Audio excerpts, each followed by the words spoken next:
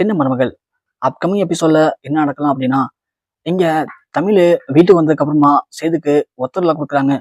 அப்போ தாமரை வச்சு சேதுக்கு ஏதாவது எண்ணெய்ன்னு தடவி விட்டு ஆஹ் தாமரைய சேது மனசுல இடம் பிடிக்க வைக்கலாம் அப்படின்னு சாவித்திரி தாமரையை அழைச்சிட்டு போறாங்க.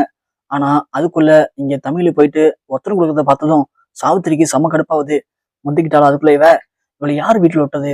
இவளை முதல்ல இந்த வீட்டை விட்டு வெளியே அனுப்பணும். அப்பதான் இவ சேது பக்கமே வரமாட்டா. அப்பதான் நாம தாமரையை சேது கூட சேர்த்து வைக்க முடியும் அப்படின்னு முடிவு பண்றாங்க. முடிவு பண்ண சாவித்திரி ரொம்ப கோவமா கீழே வராங்க. அண்ணன், இங்க என்னதானே நடக்குது? இல்ல நீ எதுவும் மறந்துட்டியானே அப்படின்னு கேக்குறாங்க. என்ன சாவித்திரி, என்ன சொல்ற?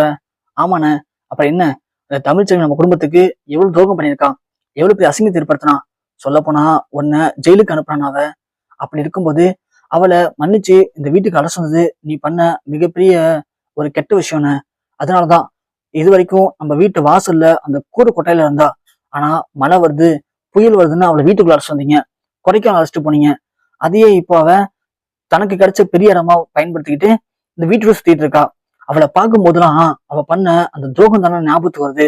எனக்கு அவ்வளவு கஷ்டமா இருக்கேன். அவ ஒரு வாட்டி வந்தது போகும்போது அவளால நீ ஜெயிலுக்கு போனியே, அதுதான் என் கண்ணு முன்னாடி வந்துட்டு இருக்கு. எனக்கு அதை நினைக்கும் போது அவ்வளவு கஷ்டமா இருக்கேன். அவளை முதல்ல அந்த வீட்டு வெளியே போய் சொன்னேன் அப்படின்னு சொல்ல, ஆத்தா உடனே, என்னடி சாவித்திரி, என்ன பேசுற? அவ வாய் வயிறுமா இருக்கா. இந்த நேரத்துல போய் அந்த குடிசை ஓட்ட இருக்க முடியுமா அவ? அதெல்லாம் ஒண்ணு தேவையில்ல ராஜாங்கம், அவ இங்கே இருக்கட்டும்ப்பா அப்படின்னு சொல்றாங்க. ஆத்தா என்ன பேசுற நீ, என்ன பேசுற? அவ அன்னைக்கு மழை பெய்யுதுதான் வீட்டுக்குள்ள சொந்தம் அப்படிதானே? அப்படின்னா அவளை நீங்க மன்னிச்சிட்டீங்களா? அவளை மன்னிச்சு ஏத்துட்டீங்க அப்படின்னா ஏன் போஸை மன்னிக்கல நீங்க இன்னும்? அப்போ போஸையும் மன்னிச்சு ஏத்துங்கண்ணே அப்படின்னு சாவித்திரி சொல்ற. ஈஸ்வரனே, அதானே அத்தாச்சி, கரெக்டா தாச்சு நீங்க சொல்றது. ஏன் மாமா, அப்போ போஸுக்கு ஒரு நியாயம், அந்த தமிழுக்கு ஒரு நியாயமா அப்படின்னு சொல்ல, இல்ல அந்த போஸை நான் இன்னும் மன்னிக்கிற மனநிலைமைக்கு நான் வரவே இல்லை. அதனால அவன் அங்கேயே இருக்கட்டும், நீங்க என்ன பண்ணுமோ பண்ணிக்கங்க அப்படின்னு சொல்லிட்டு ராஜாங்க எஞ்சி போயிறாரு. சாவித்திரி ஒண்ணு, பாத்தியா அதான் அண்ணன் சொல்லிட்டாரு, அவ வெளியவே இருக்கட்டும் அப்படின்னு சொல்ல, டக்குன்னு தமிழ் வராங்க. இல்லம்மா, எனக்காக யாரும் அடிச்சுக்க வேணாம், நானே வீட்டோட வெளியே போறேன், நான் கிளம்பிடுறேம்மா அப்படின்னு சொல்லிட்டு தமிழ் போய் பேக் எடுக்கிறாங்க. பேக் எடுத்துட்டு கிளம்பும் போது லைட்டா இடிச்சுக்கிறாங்க பேக. உடனே அந்த சவுண்டு கேட்டு சேது கண் முடிச்சிடாரு. தமிழ், எங்க பேக தூக்கிட்டு போற நீ இப்போ அப்படின்னு கேக்குறாங்க. இல்லைங்க, நான் என் இடத்துக்கே போறேங்க அப்படின்னு சொல்றாங்க. உன்னதான் அப்பா இங்க தங்க சொல்லிட்டார்ல, அப்படி இருக்கும்போது நீ ஏன் வெளியே போனோம்? அதெல்லாம் தேவையில்ல, நீ இங்கே இரு அப்படின்னு சொல்றாங்க. இல்லைங்க, கீழே சாவித்திரி அத்தை போயிட்டு இதுமாதிரி சண்டை போட்டுட்டு இருக்காங்க, நான் அங்க போகணும்னு சொல்லிட்டு. என்னால குடும்பத்துல இருக்குங்க பிரச்சனை, அதெல்லாம் ஒன்றும் தேவையில்லைங்க, நான் அங்க போயிடுறேங்க அப்படின்னு பேக் எடுத்து கிளம்புறாங்க. உடனே சேது சொல்றாரு, தமிழ் உனக்கு எதனா தேவைப்பட்டா எனக்கு உடனே போராடி, நான் வந்துடுறேன் அப்படின்னு சொல்றாங்க. சரிங்க அப்படின்னு சொல்லிட்டு இங்க தமிழ் அதே இடத்துக்கு போறாங்க. அதை பாக்குற தாமரைக்கும் சாவித்திரிக்கும் ரொம்ப சந்தோஷமா இருக்கு. தாமரை பாத்தியா, நாம நினைச்ச மாதிரியே அந்த தமிழ அவளை பழைய இடத்துக்கு அமிச்சாச்சு. இப்போ நீ தான் இங்க இருக்க போற, சேது உள்ள இருக்க போறான். அவனுக்கு எப்போ எதா இருந்தாலும் சரி நீ கூட வந்து பாத்துக்கோ. கண்டிப்பா நீ பேச பேசுதாண்டி அவன் மனசு மாறும். நீ அதை விட்டுட்டு அங்க போனா அவன் திட்டுவான், அதனால பயந்துகிட்டே தள்ளி இருந்தனா உங்களுக்குள்ள எப்படி ஒரு கனெக்ஷன் உண்டாகும்? நீ கிட்ட போடி, கிட்டக்கு போய் உரிமையா பேசு, மாமான்னு பேசு. கண்டிப்பா ஒரு பொண்ணு இப்படி பேசினா எந்த ஆம்பளை இருந்தாலும் மடங்கிடுவாங்க. அப்படி பார்க்கும்போது சேதுவை சீக்கிரம் மடக்கிடலாண்டி அப்படின்னு சாவித்திரி தாமரைக்கு இங்க ஐடியா கொடுக்குறாங்க. அது மட்டும் இல்ல, அந்த தமிழ் இங்க இருக்கிறதுக்கு ஒரே ஒரு காரணம், அந்த வயிற்று வளர குழந்தை தானே. அந்த குழந்தைய கலைச்சிட்டோம்னா அவ கண்டிப்பா அந்த வீடு வெளியே போயிடுவா. அதுக்கான வேலையை நான் பாக்குறேன், சேது மனசுல இடம் பிடிக்கிறதுக்கான வேலையை நீ பாரு அப்படின்னு சாவித்திரி இங்க ஐடியா கொடுக்குறாங்க. ஒரு பக்கம் போஸ வீட்டுக்குள்ள கொண்டு வர முடியாது, போஸ் நான் இன்னும் மன்னிக்கிற மனநிலைக்கு வரல அப்படின்னு ராஜாங்க சொன்னதை கேட்டு ஈஸ்வரிங்க ரொம்பவே கொந்தளிச்சு போயிருக்காங்க. என் பிள்ளைய மட்டும் மன்னிக்க முடியாது, அந்த தமிழ் சொல்லியை மட்டும் மன்னிக்க முடியுமா? இது அப்ப என்ன நியாயம்? இது சும்மா இடக்கூடாது, இந்த ராஜாங்கத்துக்கு ஏதாவது ஒண்ணு பண்ணணும், அப்பதான் இந்த ராஜாங்கம் அடங்குவான் அப்படின்னு இங்க ஈஸ்வரி யோசிக்கிறாங்க. இங்க தமிழ்ச்செல்வி அங்க போய் படுத்துக்கிட்டு யோசிக்கிறாங்க. காட்டுக்குள்ள இருக்கும்போது அவரு நமக்கு என்னென்னலாம் பண்ணாரு, நம்ம மேல உண்மையாவே ரொம்ப அளவு கடந்து அன்பு வச்சிருக்காரு. நாமளும் அவர் மேல அன்பு வச்சிருக்கோம். ஆனா இந்த பிரச்சனை எல்லாம் எப்போ சரியாகும் தெரியல.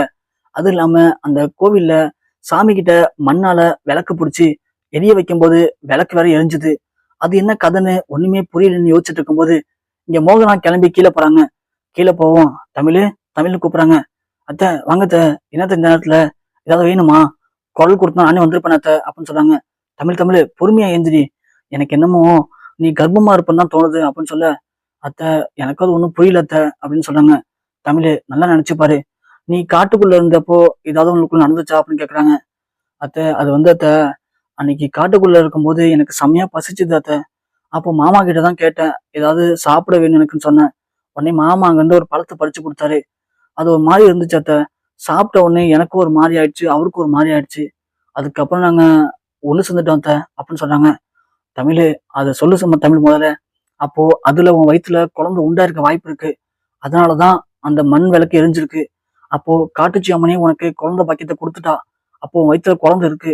நாம நாளைக்கோ நாளன்னைக்கோ போய் ஹாஸ்பிட்டல்ல ஒரு செக்அப் பண்ணுவோம். செக்அப் பண்ணா கண்டிப்பா அந்த டாக்டர் நீ கர்ப்பமா இருக்குன்னு தான் சொல்ல போறாங்க. எனக்கு இப்பதான் ரொம்ப நிம்மதியா இருக்கு அப்படின்னு இங்க மோகனா சொல்றாங்க. அதை கேட்டதும் இங்க தமிழு, அத்தை நீங்க சொல்றது உண்மையா இருக்குமா அத்தை அப்படின்னு சொல்றாங்க. தமிழு, எனக்கு இப்பதாண்டி அந்த குற்ற உணர்ச்சி வந்து கொஞ்சம் விடுதலை கிடைச்சிருக்கு. கண்டிப்பா நீ கர்ப்பமா தான் இருப்ப. நீ ஒன்னும் பயப்படாத தமிழு அப்படின்னு இங்க மோகனா சொல்லிட்டு அங்கிருந்து வராங்க. இதை சாவித்திரி பாத்துறாங்க. என்ன இது, இந்த மோகனா இங்க இருந்து போய் அங்க அவள்கிட்ட என்ன அப்படி குசு குசுன்னு பேசிட்டு வரா? இவளுக்குள்ள ஏதோ ஒரு ரகசியம் இருக்கு. அது என்னன்னு முதல்ல கண்டுபிடிக்கணும் அப்படின்னு நினைக்கிறாங்க. அடுத்த நாள் காலைல பார்த்தா இங்க ராஜாங்க வீட்டுக்கு முன்னாடி சரியான கூட்டமா இருக்கு. பிரசிடண்ட் எல்லாம் வந்திருக்காங்க.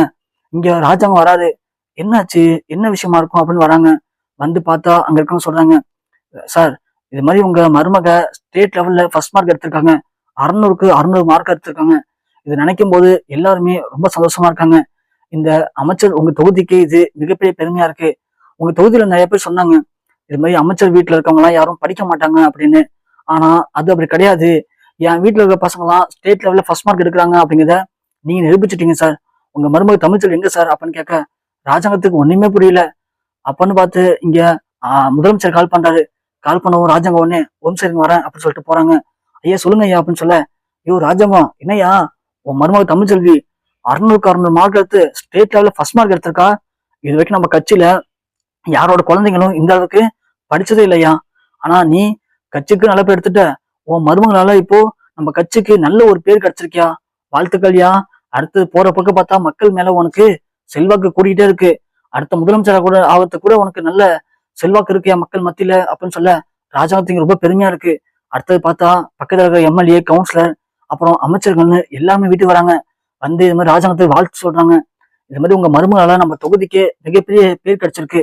சொல்லப்போனா இந்த ஒரு பேர் போதுங்க, உங்களை இன்னும் காலத்துக்கு இந்த அரசியல் இருந்து யாரும் வெளியேற்றவே முடியாது அப்படின்னு எல்லாருமே வந்து அவருக்கு மரியாதை பண்றாங்க. ராஜாங்கத்துக்கு இதெல்லாம் பார்க்கும்போது ரொம்ப பெருமையா இருக்கு. ஆனா உள்ளுக்குள்ள ஒரு கோவம் மட்டும் இருக்கு. இந்த தமிழ்ச்செல்வி எப்ப படிச்சா, எப்ப எக்ஸாம் எழுதுனா, எப்படி இவ ஸ்டேட் லெவல்ல ஃபர்ஸ்ட் மார்க் எடுத்திருக்கா, ஒண்ணுமே புரியலையேன்னு குழப்பத்துல நிக்கிறாங்க. இந்த பக்கம் அப்பத்தாவுக்கும் சேதுக்கும் பயம் அதிகமாகுது. ஐயோ இவன் என்ன இப்படி படிச்சிருக்கா, நல்லா படிப்பேன்னு சொன்னா, ஆனா ஸ்டேட் லெவல்ல ஃபர்ஸ்ட் மார்க் எடுப்புன்னு சொல்லவே இல்லையே. இப்போ இந்த பிரச்சனை எப்படி சமாளிக்க போறோம், அப்பா கிட்ட என்ன சொல்றது அப்படின்னு இங்க பயந்து போயிருக்காங்க. ராஜாங்க சேது கூப்பிட்டு கேட்கிறாரு, சேது இங்க என்ன நடக்குது, அவ எப்படா ஃபர்ஸ்ட் மார்க் எடுத்தா, அவ எப்படி எக்ஸாம் எழுதுனா அப்படின்னு கேக்குறாங்க. உடனே சேது, என்ன மன்னிச்சுங்கப்பா, அவ உண்மையை நல்லா படிப்பாப்பா, அவளுக்கு டாக்டர் ஆகணுதாப்பா கனவு. காட்டுக்குள்ள நான் மாட்டிக்கிட்டு இருக்கும்போது எனக்கு திடீர்னு பயங்கரமா அடிபட்டு இருந்துச்சுப்பா. சொல்லப்போனா பேச்சு மூச்சுல அளவுக்கு இருந்தேன். அப்போ அவதாப்பா எனக்கு முதலுதவி கொடுத்துலாம் ஹெல்ப் பண்ணா. அவ கண்டிப்பா படிச்சு டாக்டர் ஆனா நம்ம குடும்பத்துக்கு பெருமைதான்ப்பா.